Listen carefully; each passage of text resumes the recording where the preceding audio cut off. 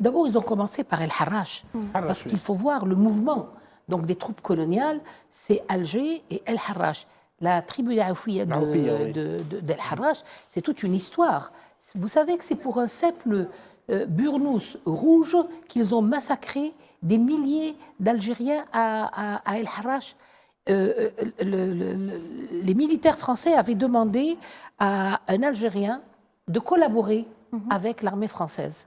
Et quand il est arrivé à Alger, ils l'ont investi d'un burnous rouge. Le burnous rouge, c'était le signe que cet Algérien était rallié à la France, un petit peu donc leur homme de main.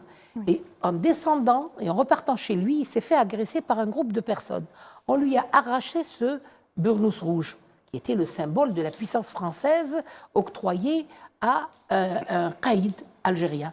Et voilà, et bien, à cause de ça, ils ont fait ce massacre où il y a eu des milliers de personnes qui ont été tuées. Mais ce qu'il y a d'extraordinaire dans ce massacre, c'est ce qui est arrivé aux femmes. Vous connaissez la fameuse histoire de la main de Fatma. Elle est née à partir de là. Ils ont coupé les mains. Pourquoi ? Parce que les femmes algériennes, c'était des femmes qui avaient beaucoup de bijoux. Et c'était des bijoux en or. Quand ces renégats sont arrivés, parce que c'est une armée de disparates, de truands, de tout ça. Quand ils sont arrivés, ils ont vu toutes ces richesses, ils n'avaient pas le temps d'enlever les bijoux aux femmes. Alors qu'est-ce qu'ils ont fait ? Ils les ont coupés. Et là, il y a eu deux choses qui se sont passées. La première des choses, c'est qu'ils ont ramassé toutes ses mains et toutes ses oreilles avec des bijoux qui étaient encore pleines de sang. Et ils les ont vendus à la rue Bab Azoun. D'autres ont coupé donc les mains, ils les ont ensablées avec du miel, donc la peau se rétrécit, il n'y a que l'os après qui tient, et ils ont envoyé dans des boîtes ces mains à leurs épouses, à leurs fiancés, etc., en leur disant « je t'offre une main de Fatma ». C'est de là, oui, mais c'est horrible, c'est horrible. Ensuite, ils sont passés donc à d'autres massacres, mais entre les enfumades, il faut penser à la famine. Ils ont affamé ce peuple en disant, comme le disait donc Saint-Arnaud et tout le reste, il faut tout brûler. C'est vraiment la politique de la terre brûlée. C'était avec Bugeaud, madame. C'était Robert Bugeaud qui était gouverneur, qui leur a dit brûlez les récoltes, si vous n'arrivez pas à les attraper, vous allez les affamer.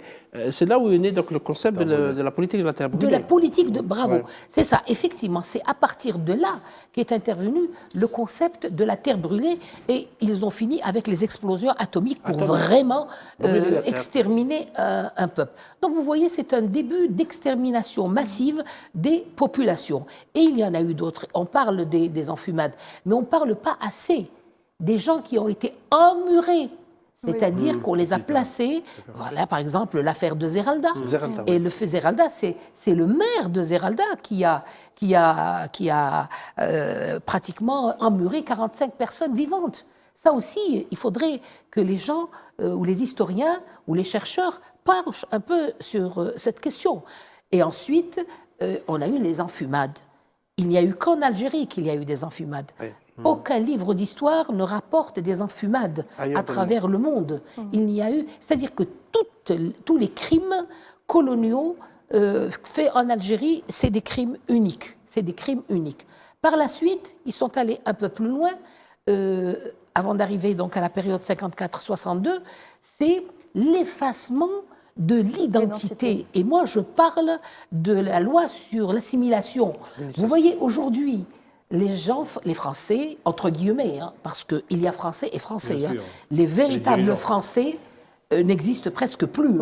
Quand on sait que, par exemple, sur 5 chefs d'État français, eh bien, les 5 chefs d'État français, y compris celui dont le cas est le plus grave, Sarkozy, ne sont pas français à part entière. C'est des émigrés, n'est-ce pas? Et moi, je lis ça à ce qu'a dit De Gaulle en 58, je vous ai compris. Un jour, on fera une émission pour expliquer, je vous ai compris. Donc, entre ces deux périodes, il y a eu des assassinats massifs, des exactions extrajudiciaires, et le nombre est extrêmement